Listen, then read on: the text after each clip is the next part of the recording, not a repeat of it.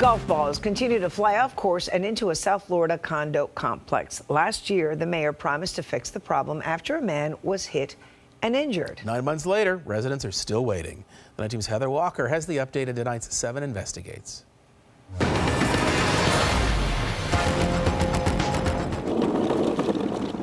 James Grimes showed us all the golf balls he's collected over the past year while taking walks in his condo community. 10, 12, 14 balls in one handful. When we first met James, he was recovering after being hit in the face with a golf ball. The ball literally knocked me out. James was struck just 5 days after moving into Park Place in Pembroke Pines. The condo complex is surrounded by this city-owned golf course. Bad swings can send errant golf balls flying into the community. All of a sudden, a white light. I was completely unconscious.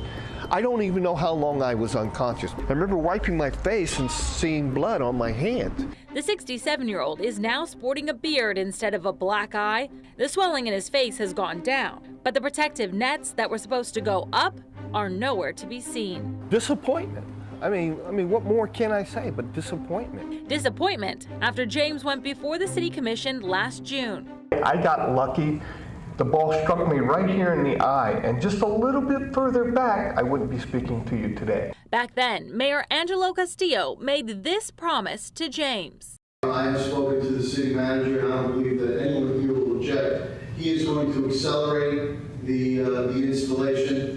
That's a commitment that you have from the city. The Parks Department is aware of it. The city manager is aware of it. They've given me so that I can give you our word that they will be met. Mayor Castillo made similar statements in an interview that day with 7 Investigates. The city will put up the screens at our cost. It's a financial hit to us, but it's one that we welcome because we want to be good neighbors. So what happened?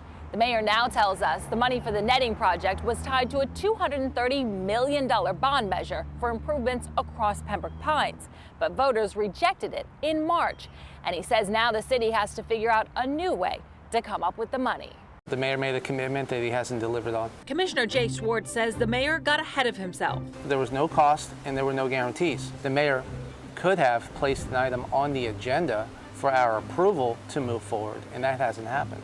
You make a commitment that can't be fulfilled, it's a black eye on all of us. The commissioner, who once lived in the same building as James, says he thinks the city should install more trees and hedges to act as a natural barrier. Have a dense canopy. If that does not resolve the issue, then we must take a look at other ways to prevent balls from coming into Park Place. This is not a new problem. Months before James was hit in the face, residents told us about close calls and damage done to their cars. It just missed me. I'm taking another step and it would have hit me right in the head. Bam, my back windshield is completely shattered. I see what it did to my windshield, so I can imagine what it would do to my skull. I took a walk the other day. A ball landed right behind me. I covered up like this because I heard it coming through the trees. Anybody that walks that path is literally putting their life in danger, period. So until residents get some relief, the golf balls will keep flying. Heather Walker, 7 News.